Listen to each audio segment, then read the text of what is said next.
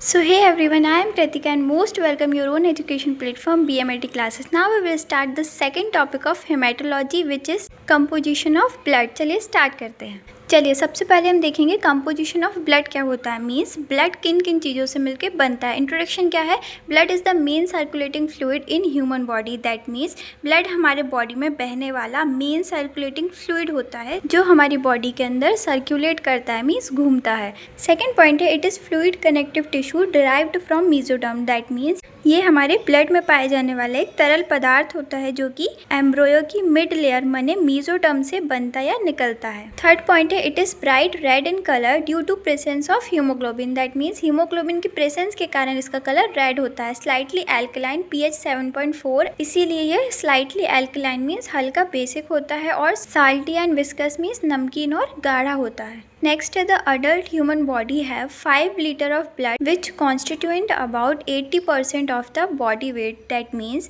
एक adult human body में 5 to 6 litre blood present होता है जो हमारे बॉडी का कुल वेट 80% हिस्सा होता है। दैट मीन्स यदि किसी व्यक्ति का वजन 80 kg है तो उसकी बॉडी में 5 to 6 लीटर ब्लड प्रेजेंट होता है। जैसे कि अगर किसी व्यक्ति का वजन 1 किलो है तो उसके शरीर में लगभग 70 to 80 मिलीमीटर ब्लड होता है। चलिए आगे, study of blood is known as haematology. Study of blood को क्या कहते हैं, हेमेटोलॉजी। अब क्लासिफिकेशन देखेंगे हम। Blood is divided into 2 constituent component. That means blood को 2 मुख्य भागों में बांटा गया है। चलिए अब इस फ्लो चार्ट की हेल्प से हम कंपोजिशन ऑफ ब्लड को समझेंगे। चलिए तो कंपोजिशन ऑफ ब्लड तो आपको पता ही है कि ब्लड किन किन चीज़ों से मिलकर बन रहा है। तो अब हम देखेंगे कि ब्लड 2 चीज़ों से मिलकर बनता है। First cellular composition and second non cellular composition. Cellular composition जो होता है इसका मतलब ब्लड का वो पार्ट जो सेल से बनता है और ये 45% ब्लड में प्रेजेंट होता है। और नॉन सेल्यूलर कंपोजिशन वो होता है जो प्लाज्मा से बनता है, जो प्लाज्मा कंटेन करता है और ये ब्लड में 55% प्रेजेंट होता है। हम देखेंगे 45% जो सेलुलर कंपोजिशन होता है उसमें कौन कौन सी ब्लड सेल्स बनती है। तो फर्स्ट है WBC white blood cells, second है RBC रेड ब्लड सेल्स और थर्ड है प्लेटलेट। अब जो WBC है वो 2 टाइप की सेल्स बनाती है, एक granulocyte cells and second agranulocyte cells. अब जो ग्रेन्युलोसाइट सेल्स होती है ये वो सेल्स होती है जिनके साइटोप्लाज्म में ग्रेन्यूल्स में छोटे छोटे खंड या सेगमेंट पाए जाते हैं। और जो ए ग्रेन्युलोसाइट सेल्स होती है वह सेल होती है जिनके साइटोप्लाज्म में किसी भी प्रकार के ग्रेन्यूल्स या खंड नहीं पाए जाते हैं। ग्रेन्युलोसाइट सेल्स 3 टाइप की होती है, न्यूट्रोफिल, ईसनोफिल एंड बेसोफिल। और एक ग्रेन्युलोसाइट 2 टाइप की होती है, लिम्फोसाइट एंड मोनोसाइट। देन जो लिम्फोसाइट सेल्स होती है वो इम्यूनिटी प्रोवाइड करती है और इन्फेक्शन से डिफेंस करने का काम करती है। अब लिम्फोसाइट सेल्स 2 टाइप की सेल्स बनाती है, large lymphocyte and small lymphocyte. Small lymphocyte और 2 टाइप की सेल्स बनाती है जिसको हम B lymphocyte and T lymphocyte कहते हैं। अब आते हैं नॉन सेल्युलर कंपोजिशन पे जो कि प्लाज्मा कंटेन करता है, जो 55% हमारे ब्लड में प्रेजेंट होता है। और हमारे प्लाज्मा के अंदर plasma protein, water, nutritions and कई मिनरल्स प्रेजेंट होते हैं। चलिए तो अब एक एक करके इन सभी के बारे में डिटेल में पढ़ते हैं। फर्स्ट है एरिथ्रोसाइट जिसे हम RBC या रेड ब्लड सेल्स भी बोलते हैं। Erythrocyte are called as red blood cells या रेड ब्लड कॉर्पसेल्स। कॉर्पसेल्स का मतलब भी सेल्स ही होता है।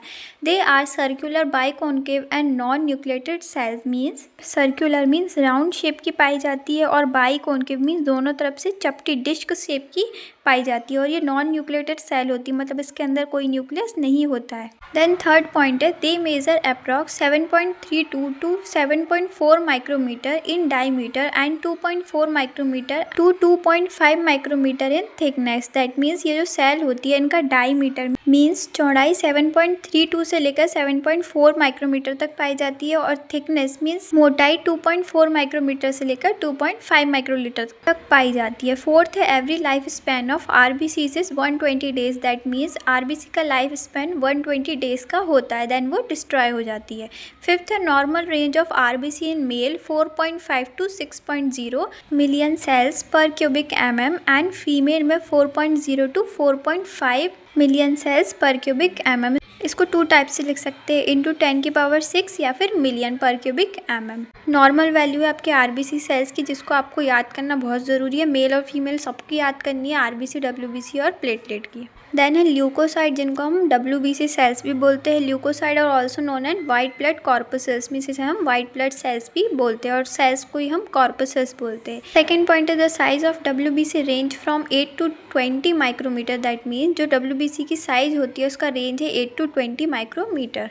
थर्ड पॉइंट है on average life span of WBC is 12 to 14 days. थोड़े 12 और 40 पे चक गए बट इट्स ओके ना। चलिए, तो जो WBC का लाइफ स्पैन टाइम होता है WBC का, वो 12 to 14 डेज का होता है। चलिए, फोर्थ पॉइंट है the nucleus of WBC are varied in segmentation. That means जो WBC का न्यूक्लियस होता है वो अलग अलग खंड सेगमेंट में बटा हुआ होता है। अभी हमने फ्लो चार्ट में देखा था कि WBC 2 टाइप्स की पाई जाती है, एक ग्रेन्युलोसाइट और एक एग्रेन्युलोसाइट। अब इसमें जो न्यूक्लियस है वो क्या कर रहा है, अलग अलग लूप्स में अलग अलग सेगमेंट में डिवाइड कर ले रहा है। चलिए, अब नेक्स्ट है fifth, WBC neutrophil and monocyte act as phagocyte cell. So जो WBC की न्यूट्रोफिल और मोनोसाइट सेल्स होती है वो फेगोसाइट सेल की तरह काम करती है। अब ये फेगोसाइट सेल्स क्या होती है, फेगोसाइट सेल्स हमारे इम्यून सिस्टम का एक इम्पॉर्टेंट पार्ट होता है, जिसे हम प्रोटेक्टर सेल्स भी कहते हैं। क्यों?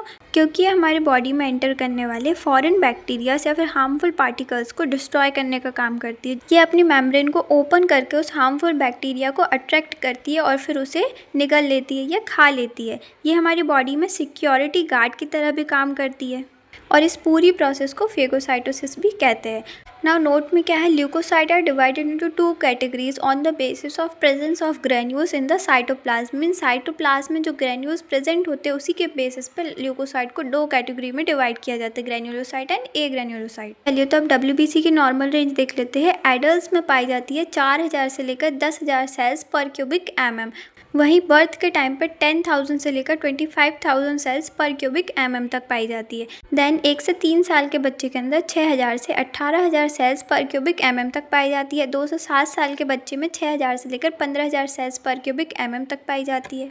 देन 8 से 12 साल की एज में 45,000 से लेकर 13,500 सेल्स पर क्यूबिक mm तक पाई जाती है और एडल्ट में वही 4,000 से लेकर 10,000 सेल्स पर क्यूबिक mm तक पाई जाती है। चलिए, तो इसके आगे का हम नेक्स्ट वीडियो में कवर करेंगे। Thank you so much for watching.